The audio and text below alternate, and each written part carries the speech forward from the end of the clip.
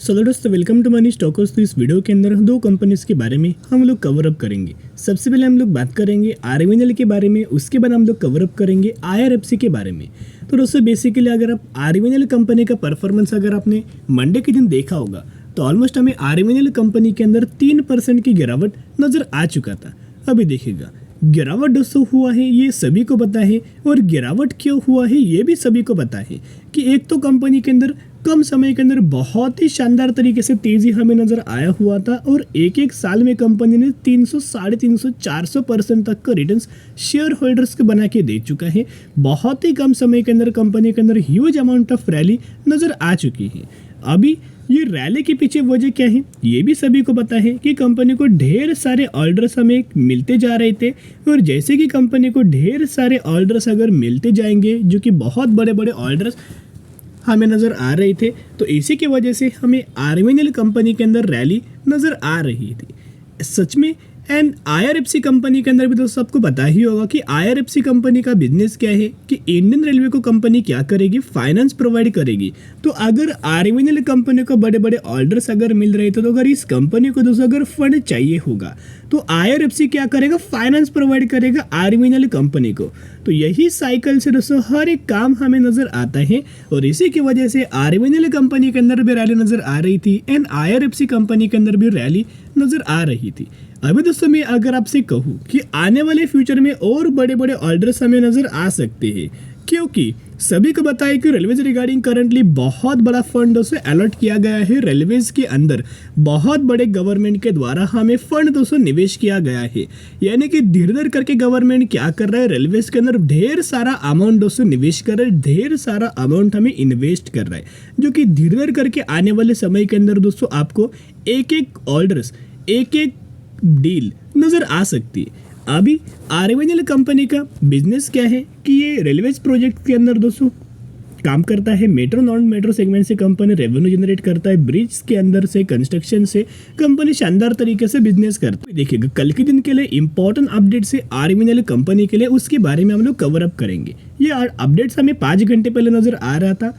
RVNL company ने दोस्तों पहले हमें डिविडेंड का अनाउंसमेंट किया गया था, उसी डिविडेंड का कल के दिन हमें एक्स डेट नजर आ रहा है।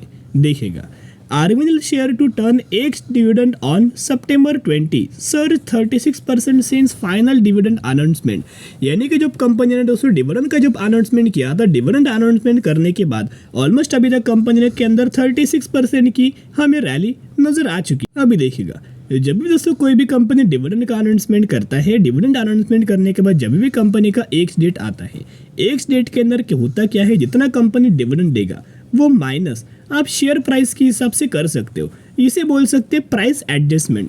कोई भी कंपनी डिविडेंड देगा, जब भी एक्स डेट को टर्न होगा उस समय शेयर प्राइस से ये डिविडेंड के अमाउंट हमें माइनस हो जाएगा, यानी कि प्राइस एडजस्टमेंट हमें कंपनी के अंदर नजर आ जाएगा।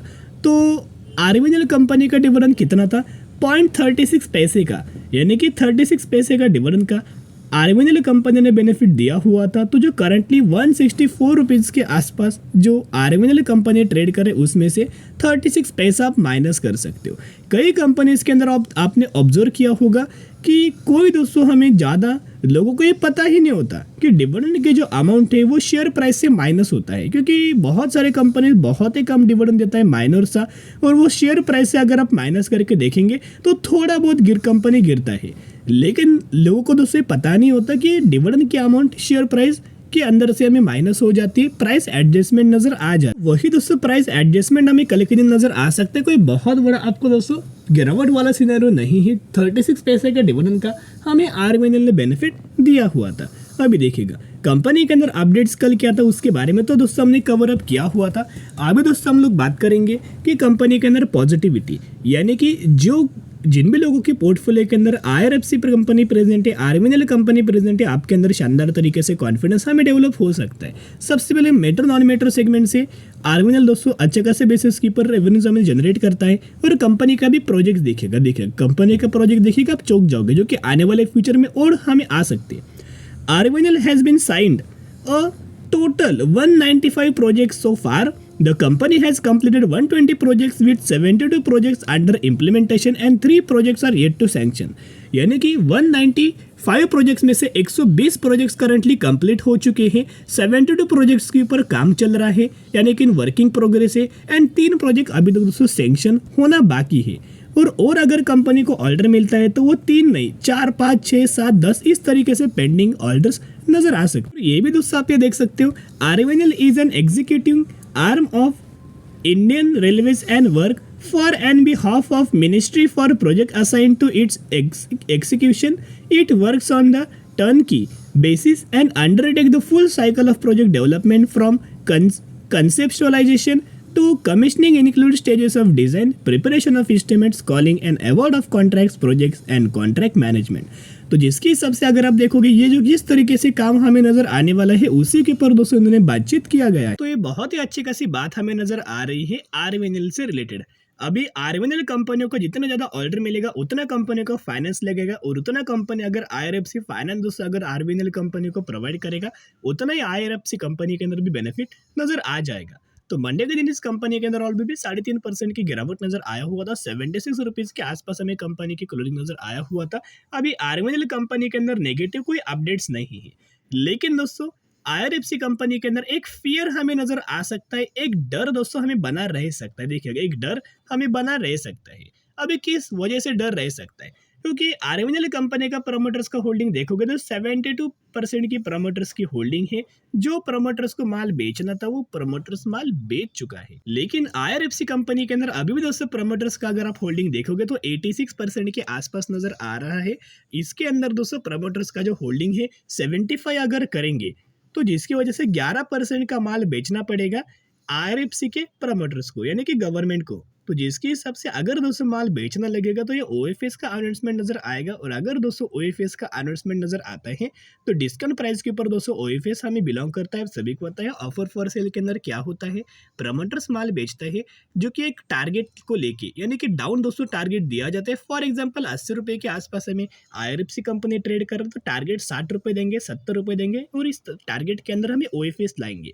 तो इस प्राइस रेंज तक कंपनी क्या करेगी, गिरावट होगी और धीरे धीरे करके प्रमोटर्स अपना माल बेचने लगेंगे। तो जिसके हिसाब से ये उसको दोस्तों OFS हमें प्रोसेस बोल सकते हो। तो वैसे कोई ज़्यादातर हमें IRFC के अंदर दोस्तों अपडेट्स नहीं है। ये भी दोस्तों अपडेट्स हमने कल के दिन वीडियोस के अंदर दोस्तों मैं आपके साथ शेयर किया हुआ था कि from IRFC to Mazagon dock axis government stake in 21 POC is now worth nearly 1.9 lakh, यानी कि बेसिकली 1.9 लाख करोड़ के आसपास बहुत बड़ा दोस्तों एक्सेसिव स्टेक हमें IRFC कंपनी के अंदर माझगांव डॉक के अंदर नजर आ रहा है। एक्सेसिव स्टेक यानी कि जिन भी कंपनी के अंदर प्रमोटर्स का 75% से ज़्यादा होल्डिंग होता है उसको आप एक्सेसिव स्टेक बोल सकते हो। 75% तक होल्डिंग है तो ये एक्सेसिव स्टेक बिल्कुल भी नहीं है, लेकिन इससे ज़्यादा अगर स्टेक रहेगा तो वो एक्सेसिव स्टेक के अंदर नजर आ जाए। तो IRFC के अंदर कभी भी दोस्तों हमें OFS का अनाउंसमेंट नजर आ सकता है, तो इसी की वजह से एक फियर हमें कल के दिन से बना रह सकता है। अभी देखिएगा अगर दोस्तों कंपनी अगर गिरता है, क्योंकि एक तो बहुत ज़्यादा कंपनी के अंदर रैली आ चुके हैं, कहीं ना कहीं कंपनी क्या करेगी, थोड़ा बहुत गिरावट होगी एंड कंपनी कंसोलिडेट करेगी। तो जहाँ कंपनी गिर सकते है उसका लेवल है 75 रुपीज़ का। 75 रुपीज़ का एक्सट्रीमली हायर लेवल कंपनी का सपोर्ट लेवल नज़र आ रहा है। कहीं ना कहीं यही लेवल्स के आसपास हमें IRFC सपोर्ट दोस्तों ले सकता है।